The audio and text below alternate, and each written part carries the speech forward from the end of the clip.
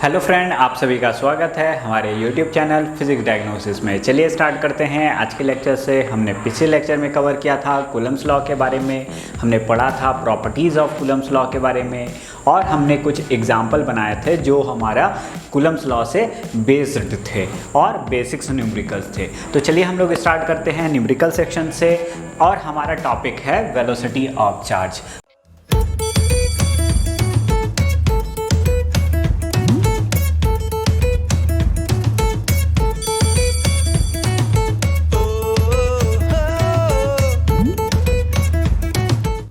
क्या है? Velocity of charge, velocity of charge. ठीक है, अब हम लोग को पता है कि दो सक्सेसिव चार्ज के बीच में इलेक्ट्रोस्टैटिक फोर्स लगता है और एक दूसरे से दूर जाना चाहते हैं। अगर पॉजिटिव चार्ज है तो एक दूसरे से दूर जाना चाहते हैं, अगर पॉजिटिव नेगेटिव चार्ज है तो एक दूसरे के करीब आना चाहते हैं। ये फोर्स को इलेक्ट्रोस्टैटिक फोर्स कहते हैं और इसकी नाम कूलम्स लॉ ने हमारा ये फोर्स के बारे में बताया था। ठीक है, तो अगर मेरे पास एक एग्जांपल में दो चार्ज है, क्या है? दो चार्ज। मान लीजिए ये मेरे पास चार्ज है Q1 और दूसरा चार्ज है मेरे पास Q2। ठीक है, एक चार्ज Q1 Q2, और ये दोनों चार्ज के बीच में डिस्टेंस कितना है? वो है R1। अब हमसे पूछा जाता है कि अगर ये दो चार्ज को, अगर इसमें से पहला चार्ज फिक्स कर दिया जाए, क्या कर दिया जाए? फिक्स्ड।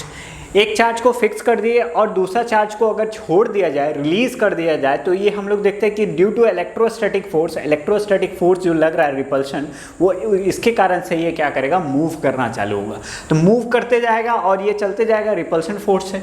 तो हमको पता है कि ये क्या करेगा? Q2 चार्ज मूव करेगा, क्योंकि Q1 क्या है? फिक्स किया गया। अब ये मूव करेगा तो हमसे पूछता है find out the velocity at distance R2। ये डिस्टेंस है R2 और ये Q2 चार्ज। ठीक है, तो हमसे क्वेश्चन क्या पूछता है? Find out velocity of charge Q2 का एट अ डिस्टेंस R2।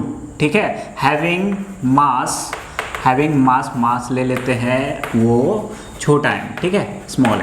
ठीक है, ये हमारे पास मास है। अब हमको वेलोसिटी फाइंड करना है। अब हम लोग क्या करते हैं कि हमको पता है कि एक जैसे से इसमें क्या है? एक इलेक्ट्रोस्टैटिक फोर्स है जो मेरे किसके बराबर है? तो हम बोले कि इलेक्ट्रोस्टैटिक फोर्स है, यहाँ पे लग रहा होगा वो फोर्स, वो लग रहा इधर। ये फोर्स कितना है? F = K Q1 Q2 upon R1 का होल स्क्वायर। यही फोर्स है, फोर्स ऑफ रिपल्शन। अब ये फोर्स ऑफ रिपल्शन के कारण ये क्या होगा? ये अगर इसको हम रिलीज कर देते हैं, छोड़ देते हैं, तो ये मूव करना चालू होगा, यानी ये वेलोसिटी धीरे धीरे क्या हुआ? वेलोसिटी गेन करेगा, रफ्तार गेन करेगी। जैसे जैसे रफ्तार गेन करेगी तो हमको ये समझ में आया कि इलेक्ट्रोस्टैटिक फोर्स का क्या होगा। तो हमने बोला कि electrostatic force is a distance dependent force. ये क्या है? डिस्टेंस, दो चार्ज पार्टिकल के बीच में सक्सेसिव डिस्टेंस पे ये डिपेंड करता है। तो धीरे धीरे देखिए क्या होगा? डिस्टेंस बढ़ेगा, इसका मतलब क्या है? इलेक्ट्रोस्टैटिक फोर्स घटेगा।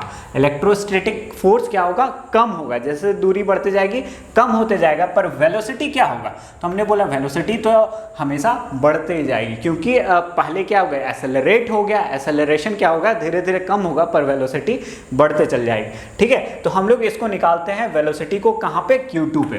तो अगर Q2 पे निकालना है तो हम लोग क्या करते हैं? कोई भी एक आर्बिट्रेरी पोजीशन ले लेते हैं, जैसे मान लेते हैं ये, और यहाँ से इसका दूरी ले लेते हैं x। क्या लेते हैं? x।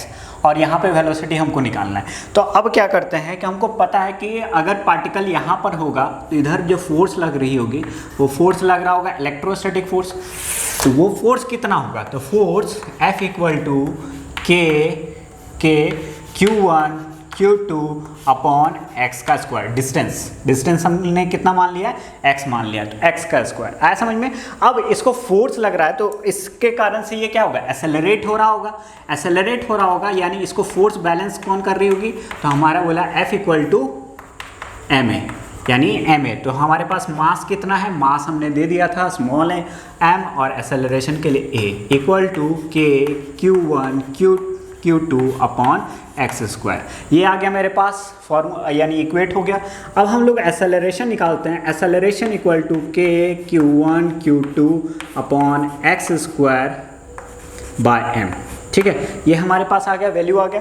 अब हमको पता है कि एक्सेलरेशन क्या हो रही है, कि जैसे जैसे फोर्स क्या हो रहा है, जैसे जैसे डिस्टेंस बढ़ते जा रहा है, इलेक्ट्रोस्टैटिक फोर्स क्या हो रही है, घटते जा रही है। इलेक्ट्रोस्टैटिक फोर्स घटते जा रही है, इसका मतलब क्या है, एक्सेलरेशन यानी force equal to M A mass into acceleration, यानी एक्सेलरेशन क्या है, समय यानी डिस्टेंस के अकॉर्डिंग ये भी घटते जा रहा है, यानी ये भी डिस्टेंस डिपेंडेंट फंक्शन है। तो हमारे पास एक फॉर्मूला है, क्या है, A equal to V D V by D X का, यानी ये क्या है, acceleration equal to velocity into rate यानी D V by D X का फॉर्मूला है। ठीक है, तो हम लोग यहाँ पर लिख सकते हैं क्या, V D V by D X. ठीक है, इक्वल टू, ये कहाँ से आया ये हम लोग लास्ट में बता देंगे कि ये कहाँ से आया। ठीक है, डिराइव किया गया, अगर किसी को नहीं समझ में आ रहा हो तो, के Q1 Q2 upon M x square.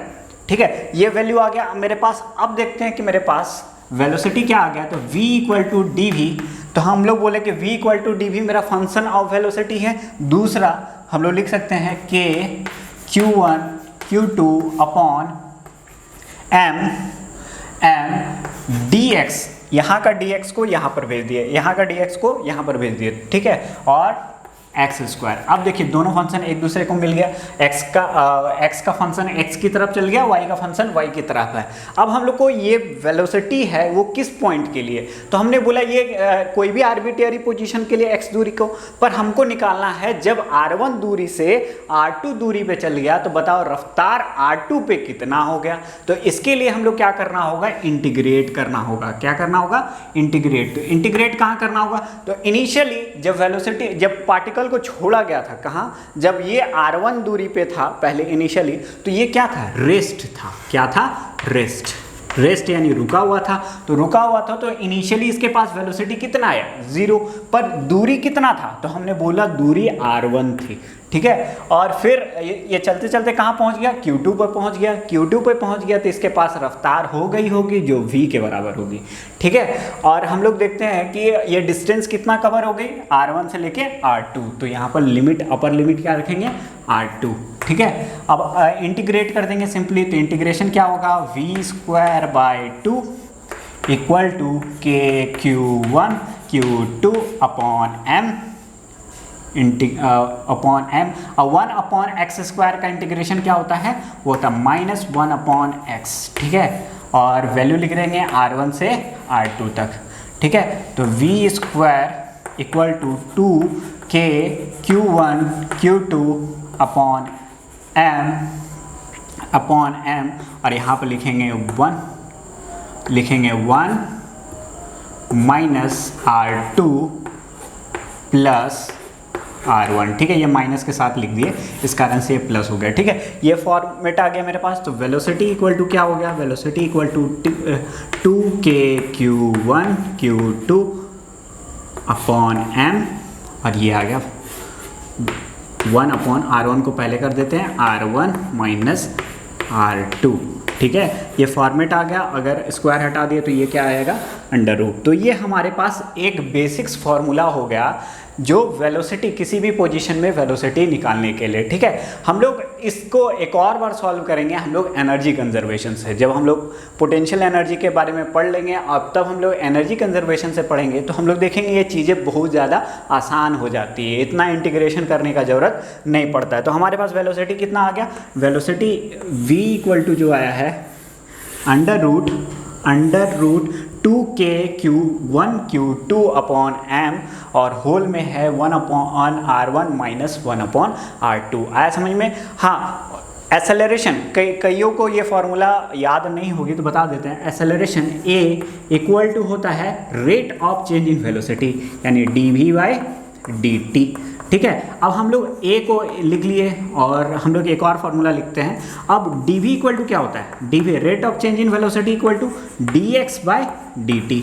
ठीक है, तो x यहाँ पे ले आए तो dv by dx equal to 1 upon dt आया क्या, 1 अपॉन dt आया। तो यहाँ पर 1 अपॉन dt है क्या, दिख रहा है, हाँ दिख रहा है। तो हम लोग यहाँ लिख सकते हैं, इसके जगह पे v, इसके जगह पर ये जो v था v लिख दिए और dv बाय dx फॉर्मेट लिख दिए, ठीक है। तो ये फार्मूला हमारा यहाँ से आता है। इसमें क्या है, ये formula is independent from time, ठीक है। ये एक्सेलरेशन का ऐसा फार्मूला है जो इंडिपेंडेंट है टाइम से, टाइम नहीं है ये फार्मूला में, ठीक है। तो इस कारण से हमको कभी भी ऐसा फंक्शन जो एक्सेलरेशन और पोजीशन फंक्शन चाहिए होगा तो हम लोग ये फार्मूला का इस्तेमाल करेंगे, ठीक है। इस तरीके का बेसिक क्वेश्चन क्या आता है कि मान लीजिए मेरे पास क्या दे देगा, बोल देगा कि ये मेरे पास 1 कूलम चार्ज है, कितना है 1 कूलम चार्ज, और ये मान लीजिए Q2 मेरे पास 2 कूलम चार्ज है, ठीक है। इनिशियली डिस्टेंस जो था वो 1 मीटर था, क्या था 1 मीटर, और बाद में ये दूरी यहाँ से बढ़ के यहाँ तक जो गया Q2 तक गया, ये 2 मीटर हो गया। तो बताओ, और 1 kg मास दे दिया, मान लीजिए मास मेरा 1 kg दिया गया, ठीक है। ऐसे इतना बड़ा मास तो होता नहीं है और इतना बड़ा चार्ज भी नहीं हम लोग यानी लेते हैं एग्जाम्पल पे तौर पे, पर हम लोग का इस तरह का रहा तो हम लोग क्या ईजिली निकाल सकते हैं क्या इस फार्मूला में डाल के? बोले हाँ बिल्कुल निकाल सकते हैं। तो v = क्या आ जाएगा, √2 k का वैल्यू 9 × 10⁹, ठीक है, और 9 × 10⁹ k का वैल्यू, और Q1 कितना है 1 कूलम है, Q2 मेरा कितना है 2 कूलम है, मास कितना ले लिए थे 1 ले लिए थे, और दूरी इनिशियली कितना था 1 था, माइनस फिर बाद में दूरी कितना हो गई थी 2 मीटर हो गई, ठीक है। तो इस तरीके का सॉल्व कर लेंगे हम लोग, ठीक है। इसको सॉल्व कर लेंगे तो आसानी से हमारा किसी भी जगह पे वेलोसिटी रफ्तार को निकाला जा सकता है। इस तरह बहुत सारा क्वेश्चन आता है कि अगर एक चार्ज को पकड़ के रखें दूसरे चार्ज को छोड़ दिए तो बताओ वेलोसिटी क्या होगा इतना दूरी जाने के बाद, ठीक है। तो इस तरीके का क्वेश्चन है, वो बार बार आता है। तो ये क्या रहेंगे, ये फार्मूला को याद रखेंगे तो हम लोग आसानी से कोई भी कॉम्पिटिटिव का क्वेश्चन बनाया जा सकता है। तो चलिए स्टार्ट करते हैं हम लोग दूसरे दूसरे एग्जाम्पल से, ठीक है। तो 1 मिनट पॉज करके इसको उतार लीजिएगा, ठीक है। हम लोग दूसरा प्रॉब्लम देखते हैं जो one of the famous problem है हमारा कॉम्पिटिटिव बेस्ड के लिए और यानी कॉन्सेप्ट के लिए भी। हम लोग को न्यूमेरिकल जो होता है, न्यूमेरिकल पोर्शन बेसिकली वो क्या करता है, हम लोग को कॉन्सेप्ट क्लियर करता है, ठीक है। रियल नॉलेज हम लोग को न्यूमेरिकल से ही मिलता है। तो चलिए स्टार्ट करते हैं एग्जाम्पल 1 से, ठीक है। एग्जाम्पल 1 से स्टार्ट करते हैं और मान लीजिए मेरे पास कौन सा है, क्लॉक प्रॉब्लम बोलते हैं, क्लॉक ठीक है। क्लॉक प्रॉब्लम में मान लेते हैं एक मेरे पास क्या है, क्लॉक है। घड़ी देखा है आपने, घड़ी कैसा होता है, कुछ ऐसा होता है, उसमें नंबर लिखा रहता है। नंबर क्या होता है, यहाँ पर रहता है 12, यहाँ रहता है 6, यहाँ रहता है 3 और यहाँ रहता है 9, ठीक है। और बीच में क्या होते हैं, जैसे 12 के बाद यहाँ 1, यहाँ 2, यहाँ 4, यहाँ 5, यहाँ 7, यहाँ 8, यहाँ पर 10, यहाँ 11, ठीक है। ये इस तरह का प्रॉब्लम दिया हुआ है कि अब वो क्या बोलता है कि एक क्लॉक के शेप में है और बोला जाता है जितना नंबर है उतना कूलम्स चार्ज है, ठीक है। जैसे यहाँ पर 12 कूलम चार्ज, 1 कूलम, 2 कूलम, 3, 4, 5, 6, 7, 8, 9, 10, 11, ठीक है। इतना कूलम चार्ज क्या है, प्लेस किया गया है क्लॉक के जैसा। और बोला जाता है कि एक सेंटर में चार्ज रख दिए वो 1 कूलम, कितना रख दिए 1 कूलम में। अब इसका जो रेडियस है वो दे दिया 1 मीटर का, जो रेडियस है वो 1 मीटर का दे दिया है, ठीक है। अब हमसे क्या पूछता है, हमसे पूछता है कि बताओ net force acting on the centre charge, ठीक है। नेट फोर्स कितना लगेगा, तो हमको ये पता है कि ये भी पॉजिटिव और इसके बाहर में जो सारे चार्ज है ये क्या है, पॉजिटिव। और पॉजिटिव में क्या होता है, दुश्मनी, और ये एक दूसरे से दूर जाना चाहते हैं। तो दूर जाना चाहते हैं तो 12 वाला क्या करेगा, 12 कूलम चार्ज 1 कूलम चार्ज पे फोर्स लगाएगा और इसको दूर धकेलने की कोशिश करेगा। तो ये दूर धकेलने की कोशिश करेगा, ये ठीक है, ये 12 कूलम चार्ज इसको दूर धकेलने की कोशिश करेगा। तो ये कहाँ आएगा, यहाँ पे, ठीक है, यहाँ पे आएगा। इसी तरह वापस 6 कूलम चार्ज भी क्या करेगा, 6 कूलम चार्ज भी 1 कूलम पे फोर्स लगाएगा और ये भी चाहेगा कि दूर ढकेल दे इसको, तो ये भी चाहेगा कि इधर ढकेल दे। तो हमको ये समझ में आता है कि इस चार्ज पे एट ए टाइम दो फोर्स लग रहे हैं। एक क्या लग रहा है, 12 वाला लग रहा है, वो नीचे, उसको नीचे ढकेलने की कोशिश कर रहा है, और 6 कूलम चार्ज ऊपर ढकेलने की कोशिश कर रहा है। तो हम लोग बोले कौन सा फोर्स ज़्यादा पावरफुल है, तो हमने बोले जिसका चार्ज ज़्यादा उसका फोर्स ज़्यादा। तो 12 कूलम वाला फोर्स क्या है, ज़्यादा। तो ये क्या करेगा, ज़्यादा यानी ज़्यादा फोर्स लगाएगा यह सेंटर चार्ज पे, और दूसरा कौन सा है, 1 कूलम चार्ज और 6 कूलम चार्ज, इसलिए क्या लगेगा, फोर्स कम लगाएगा। तो हम लोग क्या करते हैं, एक एफबीडी बना लेते हैं, ठीक है। हमारा क्वेश्चन क्या था, क्वेश्चन है find net force acting on centre charge, ठीक है, सेंटर चार्ज, ठीक है। रेडियस दे देते हैं, रेडियस है हमारा 1 मीटर, ठीक है।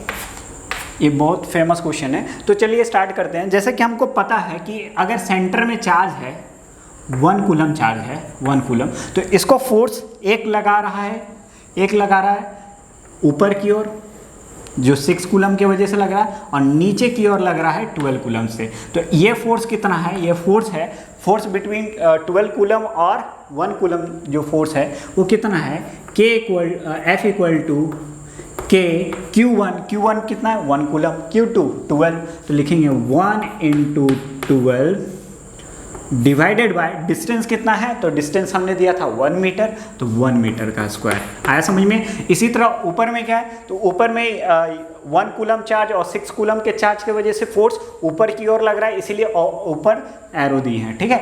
तो ऊपर जो फोर्स लग रहा है ये किसके वजह से लग रहा है, तो फोर्स लिखेंगे F equal to K Q1 1 है तो 1 लिख दिए, Q2 मेरा क्या है 12, सॉरी Q2 मेरा हो गया 6, Q2 इस बार 6 होगा, ठीक है। तो 6 हम लोग लिखेंगे 6, और डिस्टेंस कितना है, यानी रेडियस 1 मीटर है, तो 1 मीटर का स्क्वायर। तो ये कितना हो गया, F इक्वल टू हम लोग लिखेंगे, ये हो गया 6K और ये हो गया 12K। अब कौन सा पावरफुल ज़्यादा है, तो 12K वाला फोर्स ज़्यादा लगा रहा है इसके रिस्पेक्टिव में। तो हमने बोला नेट फोर्स जो इस पार्टिकल पे लगेगा वो किधर लगेगा, नीचे। कितना लगेगा, 12 - 6, तो हमारे पास आ गया 6K। फोर्स कितना लग रहा है, 6K का लग रहा है। आया समझ में। तो इसी तरह और सारे चार्ज भी लगा रहे होंगे, तो हमको ये समझ में आया, सिंपली इसका फोर्स और माइनस इसका फोर्स कर दिए तो वो नेट फोर्स लगेगा, ठीक है। और कहाँ लगेगा, ज़्यादा वाला यानी ज़्यादा जहाँ चार्ज है उसके अपोजिट में। तो 7 इसी तरह क्या लगेगा, 1 कूलम चार्ज लगाएगी 7 कूलम पे, यानी 1 कूलम चार्ज की वजह से फोर्स लगेगा इधर, ये लगेगा इधर, और 1 कूलम और 7 कूलम के चार्ज की वजह से लगेगा इधर। तो हमने बोला ये फोर्स कम है तो इससे माइनस कर देंगे, तो हमारे पास क्या आ जाएगा, हमारे पास आ जाएगा यहाँ पे आएगा ये फोर्स आएगा। तो ये भी फोर्स कितना होगा, तो हमने बोला 1 कूलम से इसका 1K आएगा, इसका 7K, तो 7K - 1K 6K। तो ये भी इसका फोर्स जो आएगा वो आएगा मेरे पास 6K के बराबर, ठीक है। इसी तरह फिर 8 वाला भी 2 वाले के साथ करेगा, तो 8 - 2 वापस से 6K, तो इसका भी फोर्स कैसा लगेगा, हमारा 6K लगेगा। ये भी आया 6K, ठीक है। इसी तरह फिर 3 वाला 9, तो 9 - 3 वापस से 6, तो ये भी आएगा मेरे पास, 6K, ठीक है। 9 - 6, तो ये आया 6K, ठीक है। वापस हम लोग देखेंगे 4 यानी 10 - 4, तो वापस से 6, तो ये भी आया 6K, तो ये आया 6K, ठीक है। तो इसी तरह फिर 11 - 5, 11 - 5 करेंगे तो वापस से 6 आएगा, और किधर आएगा, इधर, तो ये आया 6K।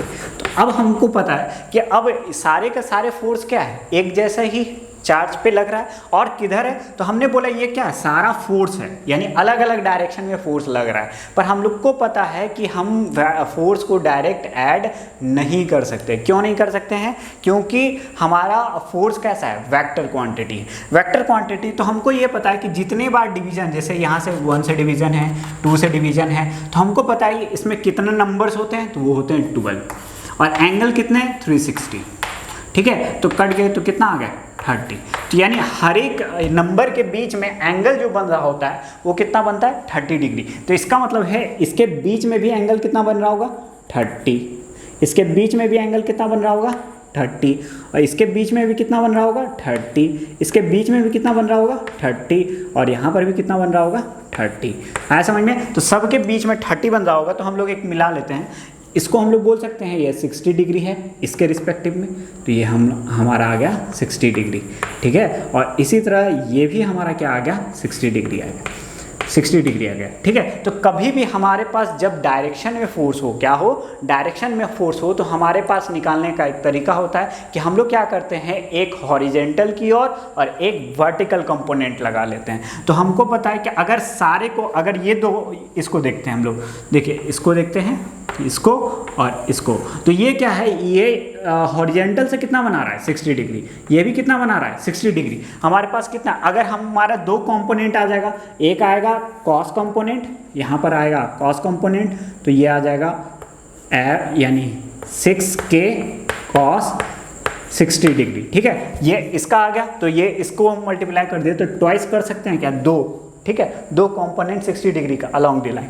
ठीक है। इसी तरह हॉरिजेंटल कंपोनेंट इसका आएगा, तो देखते हैं इधर से क्या आएगा साइन थीटा, इधर से क्या आएगा 6k साइन थीटा, ठीक है, साइन 60 डिग्री, और इधर से भी क्या आएगा, इसका वाला कंपोनेंट इधर आ जाएगा, तो ये भी आएगा 6k साइन थीटा। तो हमको ये समझ में आ रहा है कि जो हमारा वर्टिकल कंपोनेंट है, वर्टिकल कंपोनेंट है वो एक दूसरे से अपोजिट आ रहा है, तो वर्टिकल कंपोनेंट एक दूसरे से अपोजिट आ रहा है, इसका मतलब क्या होगा, कैंसिल हो जाएगा, क्या होगा, कैंसिल। तो हमारे पास जितने भी कंपोनेंट बचेंगे वो कौन से बचेंगे, सिर्फ और सिर्फ हॉरिजेंटल कंपोनेंट बचेंगे। तो हमारे पास 2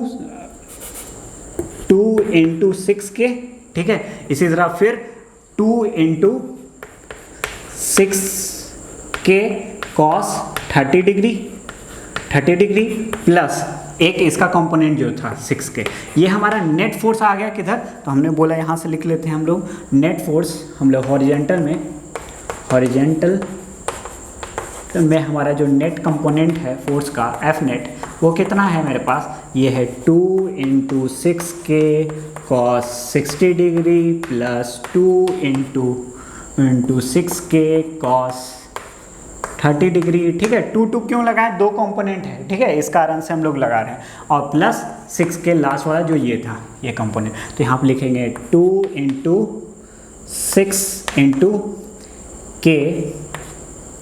6k इंटू cos 60 का वैल्यू क्या होता है, रूट cos 60 का वैल्यू होता है हाफ, ठीक है, और 2 × 6k और cos 30 का √3/2 और इसका 6k, ठीक है, 6k। तो अब हम लोग क्या करते हैं, यहाँ से देखिए 6k आ रहा है तो कॉमन उठा लेते हैं, ठीक है, या तो काट ही देते हैं, क्या दिक्कत है, कट करते हैं, 2 से 2, यहाँ से 2 से यहाँ 2 चल गया, तो हमारे पास क्या आ गया, हमारे पास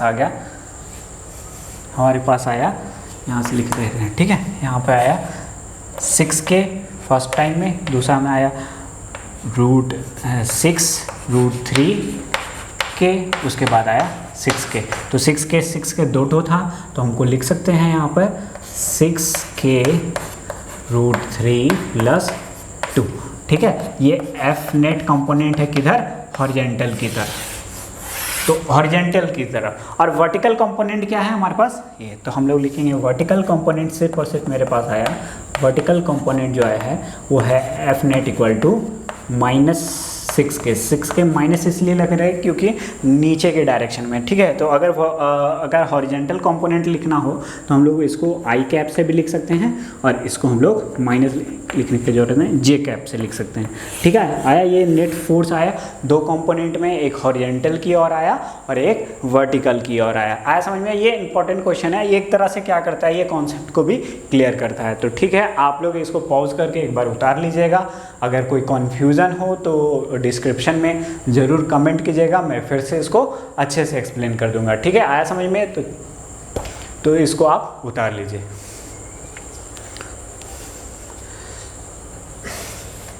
ठीक है, उतार लिया आपने, तो चलिए स्टार्ट करते हैं हम लोग नेक्स्ट टाइप के क्वेश्चन को, ठीक है।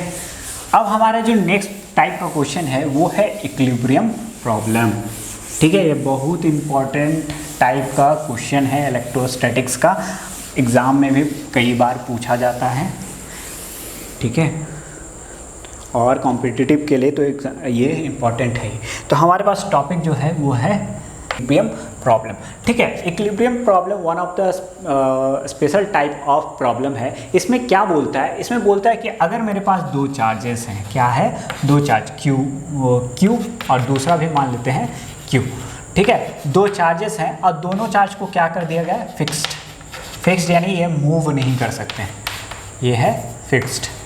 ठीक है, फिक्स कर दिया गया है। और मान लेते हैं कि इसके बीच में जो लेंथ है वो है L, दूरी कितना दिया गया, L दूरी दे दिया गया दोनों के बीच में। अब हमको पूछता है, बोलता है कि find out the position of an third charge such that the third charge is in equilibrium. तो हमको क्या बोलता है कि अगर थर्ड चार्ज को प्लेस करते हैं हम, तो कहाँ प्लेस करें कि थर्ड चार्ज हमारा क्या हो, इक्विलिब्रियम में हो। तो हम लोग क्या करते हैं कि थर्ड चार्ज को यहाँ प्लेस करके देखते हैं, इस साइड में Q, कैपिटल Q, कोई भी चार्ज है, कोई भी नेचर का हम लोग चार्ज ले सकते हैं। तो यहाँ पर हम लोग प्लेस करते हैं, तो यहाँ पर प्लेस करते हैं तो हमको ये समझ में आता है कि ये Q पॉजिटिव, ये भी पॉजिटिव, तो इसके वजह से ये फोर्स लगाएगा इधर। तो इसका मतलब है कि ये क्या स्टेबल रहा, नहीं रहा, तो ये तो मूव करने लग गया। और हमको क्या चाहिए कि हमारा जो कैपिटल Q रहे वो इक्विलिब्रियम में रहे। तो हम लोग क्या करते हैं, अब इधर प्लेस करके देखते हैं, तो इधर प्लेस करके देखते हैं तो हमारे देखते हैं कि इसके ये Q के वजह से इसका फोर्स लगेगा इधर, और ये Q के वजह से भी लगेगा इधर, और इधर भी क्या हो रहा था, दोनों साइड फोर्स लग रहा है, दोनों Q चार्ज इसको दूर ढकेलना चाह रहा था। इसका मतलब ये क्या रहेगा, इक्विलिब्रियम में नहीं रह पाएगा। तो हम लोग बोले कि अब देखते हैं एक और कोई पोजीशन है क्या, तो हमने बोले हाँ, अगर हम लोग सेंटर में रखते हैं तो हम लोग सेंटर में रखते हैं Q, कैपिटल Q को, तो हमको पता है कि अगर सेंटर के वजह से ये जो Q है वो कैपिटल Q पे फोर्स लगाएगा तो जाएगा इधर, और ये फोर्स लगाएगा तो जाएगा इधर। इसका मतलब है कि इसमें दो फोर्स लग रहा है और दोनों अपोजिट की डायरेक्शन में है। इसका मतलब ये आसानी से नेट फोर्स इसमें जीरो लाया जा सकता है, या net force acting on the capital Q charge is zero. अगर नेट फोर्स मेरा जीरो हो गया, इसका मतलब क्या है, ये इक्विलिब्रियम में आ गया। तो हम लोग को क्वेश्चन क्या है, इसी टाइप पे बेस्ड है इक्विलिब्रियम प्रॉब्लम में। तो चलिए स्टार्ट करते हैं एग्जांपल से। लेते हैं एग्जांपल नंबर 1। ठीक है, एग्जांपल नंबर 1। ठीक है, मान लेते हैं मेरे पास एक चार्ज है, जो कैसा है, चार्ज है वो है Q, और दूसरा चार्ज है वो है 9Q। कितना है, 9Q, और इसके बीच में जो डिस्टेंस है वो है L, क्या है, L। अब हमको बोलता है कि फाइंड आउट, क्वेश्चन मेरे पास है, find out the position of third charge such that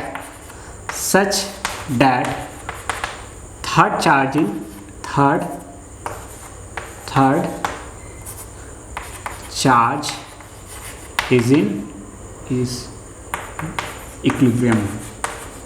ठीक है, ये थर्ड चार्ज इक्विलिब्रियम में रहना चाहिए। तो हम लोग क्या करते हैं, फिर से वापस से हम लोग क्या करते हैं, चार्ज को हर एक पोजीशन में रख के देखते हैं। तो हमको पता है कि अगर यहाँ पे रखते हैं चार्ज, तो वापस ये फोर्स क्या करेगा, ये रिपेल करेगा और एक दूसरे से दूर ढकेलेगा।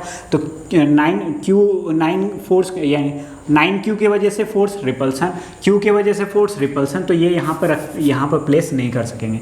यहाँ पर देखते हैं, तो यहाँ पर प्लेस करेंगे, यहाँ पर कैपिटल Q, तो ये Q की वजह से रिपल्सन फोर्स, तो ये यहाँ से क्या होगा, इसमें दूर जाएगा, और 9Q की वजह से भी रिपल्सन फोर्स लगेगा, यानी यहाँ पर भी हम लोग इसको प्लेस नहीं कर सकते। तो अब कहाँ प्लेस करेंगे, तो हम लोग यहाँ पर कोई भी एक पोजीशन में प्लेस करके देखते हैं। ठीक है, कैपिटल Q, और मान लेते हैं कि ये दूरी कितना है, x, ये दूरी x। अब हमको पता है कि नेट फोर्स Q की वजह से फोर्स किधर लगेगा, इधर, और 9Q की वजह से कैपिटल Q पे फोर्स किधर लगेगा, इधर।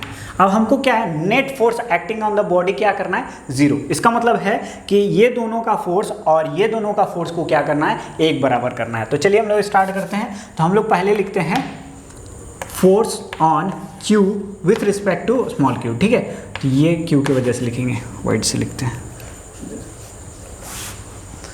तो फोर्स ये दोनों के बीच में लिखते हैं, कैपिटल यानी स्मॉल q और कैपिटल Q। ये आएगा K Q1 Q Q2 capital Q, upon दूरी कितना है एक्स का स्क्वायर, ठीक है, आया समझ में। और दूसरा जो फोर्स आएगा वो किसके बीच में लिखेंगे, कैपिटल क्यू और 9Q के बीच में। तो हमारा आएगा F equal to K 9Q into capital Q। अब ये दूरी कितना है, ये x है तो ये टोटल L है, तो ये दूरी यहाँ से कितना हो गया, ये L माइनस एक्स हो गया, ठीक है, L माइनस एक्स हो गया। तो ये दूरी L माइनस एक्स है, तो हम लोग लिख सकते हैं क्या, L माइनस एक्स का whole square, L minus X का होल स्क्वायर। अब हमको पता है कि ये दोनों नेट फोर्स क्या है, एक जैसे हैं, तो हम लोग लिख सकते हैं K Q capital Q upon X square is equal to K 9Q upon L minus X का होल स्क्वायर है, ठीक है। अब देखिए यहाँ से Q से Q कटेगा, Q से Q कटेगा, कैपिटल Q से भी कैपिटल Q कटेगा, K से K कटेगा। तो हमारे पास क्या आ गया, हमारे पास वैल्यू आ गया है, वो है L माइनस एक्स का whole square equal to 9x का स्क्वायर, ठीक है। तो अब हम लोग देखते हैं ये स्क्वायर उधर चले जाएगा तो क्या आएगा, L minus X equal to 3x, ठीक है। अब ये L इक्वल टू क्या हो जाएगा 4x, ठीक है। तो x इक्वल टू निकालना है तो x इक्वल टू आ जाएगा L/4, यानी हमको दूरी कहाँ प्लेस करना है, तो हम लोग बोलेंगे ये L का L/4 ऑफ द डिस्टेंस में अगर हम चार्ज कैपिटल Q को प्लेस करते हैं तो ये क्या होगा, थर्ड चार्ज जो होगा वो हमारा इक्विलिब्रियम में रहेगा, यानी position of a third charge कहाँ आ गया, तो हम लिखेंगे position of third charge is x equal to L/4, ठीक है, आया समझ में। तो इस तरीके का एग्जाम्पल है, तो इस तरीके का एग्जाम्पल बहुत सारा क्वेश्चन आता है, तो एक बार आपको देते हैं, आप उसको ट्राई कीजिए, ठीक है। इसको पॉज करके उतार लीजिएगा, वीडियो को पॉज करके उतार लीजिएगा, ठीक है। चलिए स्टार्ट करते हैं। इसमें भी सेम टू सेम क्वेश्चन है, पर एक एग्जाम्पल अलग दे देते हैं। एग्जाम्पल मान लीजिए मेरे पास -Q है, चार्ज यहाँ प्लेस किया गया है, और दूसरा है -4Q पे, ठीक है, और दूरी वापस से L है, दूरी कितना है L दे दिया गया है, ठीक है। अब हमको फाइंड करना है, find out the position of a third charge such that the third charge is in equilibrium, ठीक है। पहले इसको बनाइए, उसके बाद क्या करते हैं, पॉज करके पहले बनाइए, उसके बाद इसको देखिएगा, ठीक है। चलिए हम लोग बनाते हैं। मान लेते हैं कि थर्ड चार्ज को हम लोग Q कहाँ प्लेस करें, यहाँ प्लेस करेंगे तो दूर जाएगा, यहाँ अगर Q को प्लेस करते हैं, Q मान लीजिए पॉजिटिव चार्ज है, तो ये क्या होगा, ये इधर से अट्रैक्ट होगा, तो ये भी मूव कर रहा है, इसके वजह से भी अट्रैक्ट होगा, ठीक है। तो यहाँ पर रख दिया Q, कोई भी चार्ज को प्लेस कर सकते हैं, ठीक है। तो ये भी जाएगा इधर और ये भी ज़्यादा इधर, यानी इसका मतलब ये भी स्टेबल नहीं है, तो हम लोग क्या करेंगे, कोई भी एक आर्बिट्रेरी पोजीशन पे रखते हैं Q, ठीक है। दूरी मान लेते हैं x दूरी। तो हमको पता है कि नेट फोर्स जो इस पे लगेगा, ये इसके वजह से इधर की ओर लगेगा और इसके वजह से इधर लगेगा, यानी net force acting on the capital Q charge is 0। तो 0 होने के लिए हमको कहाँ रखना होगा, ये दोनों के बीच में रखना होगा। तो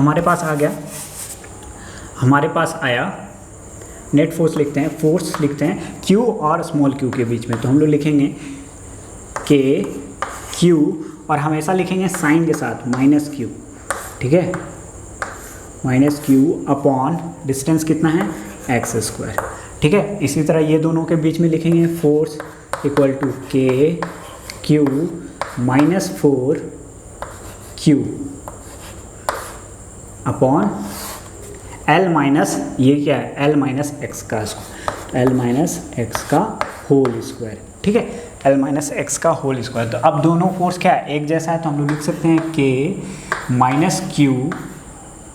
-Q upon x² equal to K -4Q upon L minus X का होल स्क्वायर, ठीक है। इसमें से क्या क्या कट जाएगा, तो हम लोग बोले small q capital Q K और माइनस भी कट जाएगा, ठीक है। तो हमारे पास क्या आ गया, L माइनस एक्स का whole square equal to x², 4x², ठीक है, 4x²। अब हम लोग देंगे वापस, तो l minus X equal to 2x, ठीक है। तो l इक्वल टू क्या आ गया 3x, तो x इक्वल टू कितना आ गया l/3, यानी डिस्टेंस कितना होगा l/3 होगा, ठीक है। थर्ड चार्ज को हम लोग कहाँ प्लेस करेंगे, l/3 डिस्टेंस पे, l/3 डिस्टेंस पे पुट करेंगे, तो हमारा पास net force acting on the third charge is 0। तो हमारा पोजीशन क्या है, position of third charge is l/3, ठीक है। ये हमारा पोजीशन है थर्ड चार्ज को l/3, ठीक है। आया समझ में। तो इस तरीके का इक्विलिब्रियम प्रॉब्लम बना सकते हैं क्या। तो ये टाइप था जब हमारे पास दो चार्ज कैसे थे, हमारे पास दो चार्ज हमारे पास फिक्स्ड थे, ठीक है। तो चलिए एक और क्वेश्चन करते हैं जो दो अपोजिट नेचर का हो। जैसे कि एग्जाम्पल ले लेते हैं, एग्जाम्पल नंबर 3, ठीक है। ले लेते, एक चार्ज है मेरे पास Q और दूसरा है 9Q, 9 मेरा पॉजिटिव है, Q, ठीक है। अब हमको बोला है कि एक है -Q, एक है 9 और दूरी दिया गया है L। अब हम देखते थे कि इससे पहले हम लोग जितने भी क्वेश्चन बनाए थे वो दोनों क्या था, सेम नेचर का था। इसमें एक नेगेटिव एक पॉजिटिव, तो हम लोग क्या करेंगे, प्लेस करके देखेंगे। तो अगर हम लोग यहाँ थर्ड चार्ज को प्लेस करते हैं Q, तो ये पॉजिटिव, ये इसके कारण रिपल्सन और इसके कारण अट्रैक्शन, इसके कारण Q के कारण अट्रैक्ट होगा और 9Q के कारण रिपल्शन। अब हम लोग देखते हैं कि ये 9 के क्या है, नज़दीक है, यानी फोर्स ऑफ रिपल्सन क्या होगा, ज़्यादा लगेगा, यानी फोर्स ऑफ रिपल्सन ज़्यादा लगेगा। ये कभी भी यहाँ पर स्टेबल नहीं रख सकता है, क्योंकि अगर डिस्टेंस मेरा कम होगा तो जितना ज़्यादा डिस्टेंस कम होगा उसका स्क्वायर टाइम्स फोर्स क्या हो जाएगा, बढ़ जाएगा। तो इस कारण से हम लोग देखते हैं फोर्स ज़्यादा होगा तो ये स्टेबल यहाँ पे नहीं रह सकता है। तो हम लोग सेंटर में रख के देखते हैं। अगर सेंटर में हम लोग Q चार्ज को रखते हैं तो ये फोर्स क्या करेगा, 9Q के वजह से ये इसको रिपल करेगा और Q के वजह से भी अट्रैक्ट करेगा। तो दोनों फोर्स इधर आ गए, इसका मतलब हम लोग थर्ड चार्ज को यहाँ पर भी प्लेस नहीं कर सकते। तो हम लोग थर्ड चार्ज को कहाँ प्लेस करेंगे, यहाँ पर भी नहीं कर सकते हैं, सेंटर में भी नहीं कर सकते हैं, तो हम लोग साइड में करके देखते हैं, ठीक है। दूरी L, ठीक है। अब हम लोग थर्ड चार्ज को प्लेस करते हैं यहाँ पे, थर्ड चार्ज को Q। अब थर्ड चार्ज को यहाँ पर प्लेस करते हैं तो हम लोग देखते हैं कि इसके वजह से फोर्स ऑफ अट्रैक्शन और इसके वजह से फोर्स ऑफ रिपल्शन। अब क्या है कि अब हमको पता है कि ये चार्ज का यानी चार्ज क्या है, कम है, तो हमेशा चार्ज को यानी थर्ड चार्ज को उस जगह पे प्लेस करेंगे जहाँ पर हमारा वैल्यू ऑफ चार्ज क्या हो, कम हो, क्या हो, वैल्यू ऑफ चार्ज कम हो। तो हम लोग देखेंगे यहाँ पर नेट फोर्स क्या होगा, 0 हो सकता है और ये क्या हो जाएगी, स्टेबल। तो इस कारण से हम लोग क्या देखेंगे कि यहाँ पर ये पॉसिबल है यहाँ पर। तो ये दूरी कितना हो गया, x मान लेते हैं, x दूरी। तो अब हम नेट फोर्स इस पे निकालेंगे, तो नेट फोर्स निकालते हैं कैपिटल Q पे। तो F इक्वल टू छोटे वाले के कारण तो हम लोग लिखेंगे K minus Q into capital Q upon x², ठीक है। अब हम लोग देखेंगे इसके और 9Q के कारण दूसरा फोर्स निकालेंगे, तो फोर्स इक्वल टू K, अब आया 9Q कैपिटल Q और डिस्टेंस कितना है, तो ये दूरी L और ये दूरी x, ये L प्लस x, तुम लिखेंगे L प्लस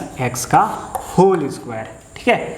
आया, ये भी पॉजिटिव साइन का कोई लोचा नहीं, ठीक है। आया समझ में, ये इतना आ गया। तो अब हम लोग जानते हैं कि दोनों फोर्स क्या है, एक जैसा है, तो हम इक्वल है, तो हम लोग लिखेंगे minus Q capital Q upon x² equal to K 9Q capital Q upon L plus x का होल स्क्वायर, ठीक है। अब देखेंगे यहाँ से क्या क्या कट जाएगा, K कट गया, कैपिटल Q कट गया, स्मॉल q कट गया। तो हमारे पास कितना आया, ये आया माइनस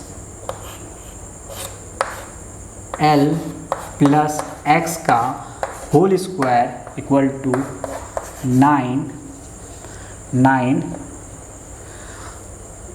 9x², ठीक है, 9x²।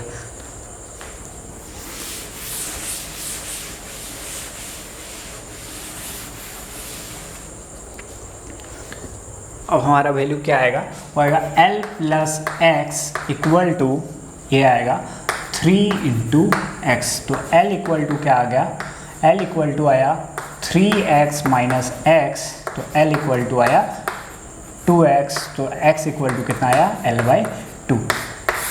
तो x मेरा कहाँ है, l/2। ये दूरी कितना है, l/2 दूरी पे हम लोग जब प्लेस करेंगे तो हमारा जो थर्ड चार्ज होगा वो भी क्या होगा, इक्विलिब्रियम में होगा। आया समझ में। तो ये क्या था, जब नेचर बदल जाता है तो हमेशा थर्ड चार्ज को कहाँ प्लेस कर रहा है, छोटे वाले के पास। कहाँ प्लेस करना है, छोटे वाले के पास। तो जैसे कि एक और एग्जांपल दे देते हैं। जैसे कि मेरे पास है यहाँ पे 4q, मान लीजिए एक चार्ज है यहाँ पे 4q, ठीक है, और एक है -q। अब हमको थर्ड चार्ज को कहाँ प्लेस करना है, तो हमको पता है कि थर्ड चार्ज को अगर हम लोग यहाँ पर दूरी दिया l, थर्ड चार्ज को हम लोग कहाँ प्लेस करेंगे, तो हमेशा छोटे वाले के पास यहाँ पर प्लेस करेंगे, ठीक है, यहाँ पर प्लेस करेंगे ये दूरी x। तो हम इस तरीके से एक नया क्वेश्चन बन गया और हम लोग इस तरीके का क्वेश्चन फिर से बना सकते हैं। कुछ नहीं करना, हमको पता है थर्ड चार्ज के फोर्स, पहले ये दोनों के बीच के फोर्स लेकर आएंगे, फिर ये दोनों के बीच को निकालेंगे और दोनों को इक्वेट कर देंगे, तो हमारा नेट फोर्स आ जाएगा। आया समझ में। तो ये क्वेश्चन है, ये होमवर्क है, आप बना के रखिएगा, ठीक है। तो चलिए हम लोग देखते हैं दूसरे टाइप का question.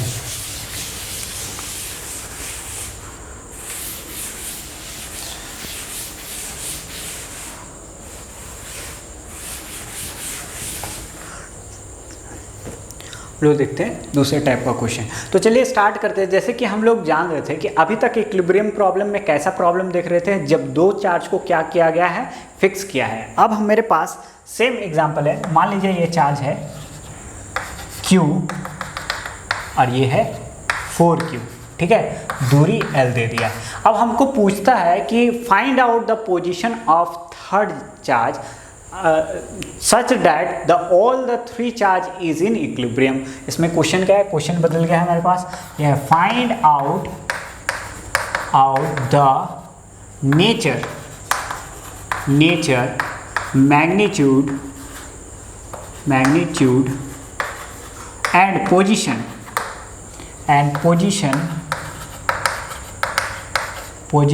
Of third charge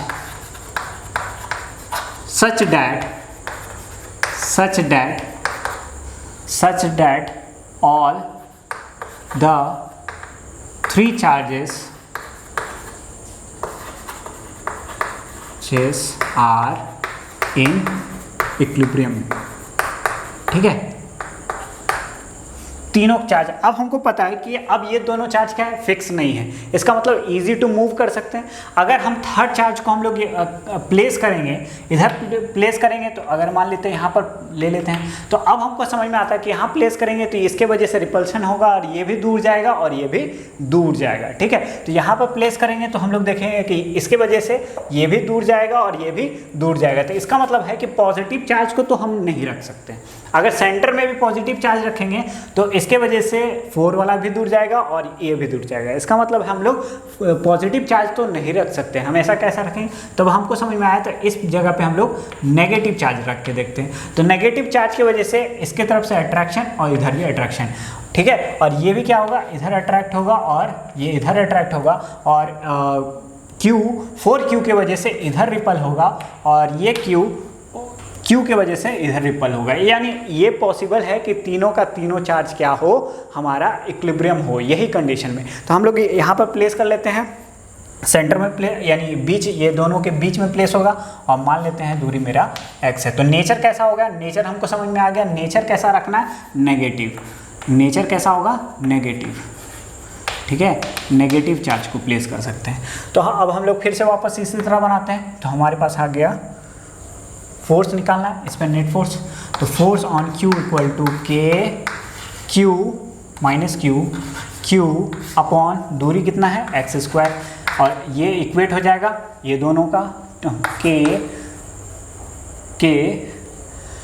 Q minus Q into 4Q upon दूरी कितना हो गया, ये दूरी हो गया L माइनस एक्स का होल स्क्वायर, ठीक है, इक्वेट कर दिया डायरेक्ट। अब हम लोग देखते हैं यहाँ पर K से K कटेगा, माइनस Q से माइनस Q कटेगा और Q से Q कटेगा, तो मेरे पास क्या बच जाएगा, तो ये बच गया L माइनस एक्स का whole square equal to 4 into X square, तो L minus X equal to ये आ गया 2x, तो L इक्वल टू ये क्या हो गया 3x, तो x इक्वल टू क्या आ गया L/3। आया समझ में। तो पोजीशन मेरा कितना आ गया L/3।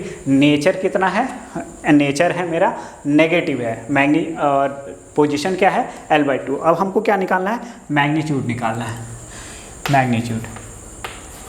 Magnitude of charge. तो मैग्नीट्यूड ऑफ चार्ज निकालना है तो हमको ये समझ में आता है कि अगर तीनों का तीनों इक्विलिब्रियम में है, इसका मतलब नेट फोर्स हर एक में एक जैसा होगा, यानी बराबर होगा। तो हम लोग को पता है कि ये दोनों के बीच में जो फोर्स लग रहा है, रिपल्शन का फोर्स, और ये दोनों के बीच में ये भी क्या होगा, एक जैसा होगा। तो हमारे पास क्या देखते हैं, तो फोर्स बिटवीन ये दोनों के बीच में, यानी Q एंड 4Q निकालते हैं। तो Q एंड 4Q निकालेंगे तो Q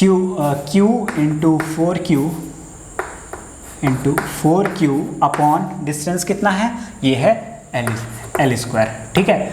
और दूसरा है ये दोनों के बीच में निकालेंगे, किसी के बीच में भी निकाल सकते हैं, तो ये दोनों के बीच निकालते हैं। तो force between Q and capital Q, तो आएगा K माइनस Q अपॉन दूरी कितना है एक्स स्क्वायर। एक्स का वैल्यू कितना है, एक्स का वैल्यू L/3, तो हम लोग लिख लेते हैं L/3 का होल स्क्वायर, ठीक है। दोनों इक्वेट कर देते हैं तो हमारे पास क्या आएगा,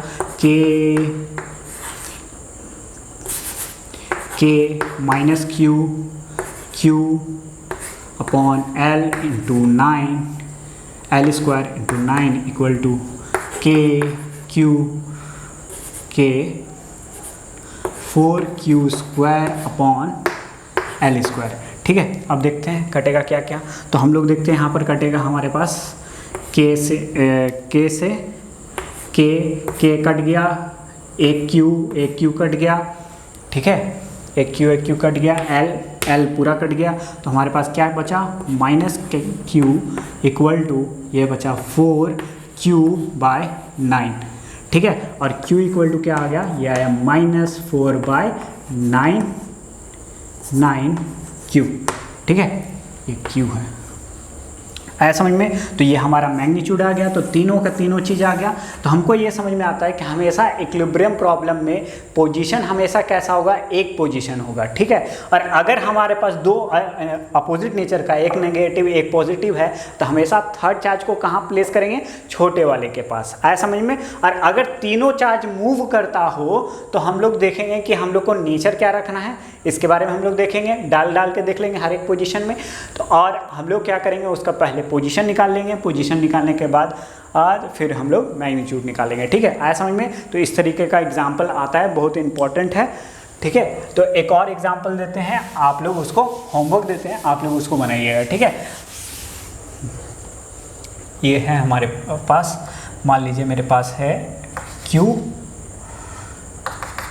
दूसरा है -9Q, ठीक है। अब यहाँ पे हमको थर्ड चार्ज कहाँ प्लेस करें, थर्ड चार्ज का नेचर, यही find out the same question है, find out the nature, magnitude and position of an third charge such that all the three charges are in equilibrium. तो इसका question हमको बना के दिखाइएगा।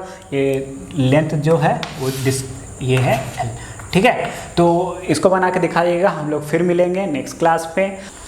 अगर आपको ये वीडियो अच्छा लगा हो तो please like, share and subscribe the channel. और अगर आप ये एग्जांपल दिखाना चाहते हैं तो फेसबुक पेज पे भी आप दिखा सकते हैं। अगर किसी तरह का प्रॉब्लम है तो आप DM भी कर सकते हैं, या तो इंस्टाग्राम पेज पे भी आप जा सकते हैं, ठीक है। तो फिर मिलते हैं हम लोग नेक्स्ट क्लास में। आज के लिए धन्यवाद, बाय बाय।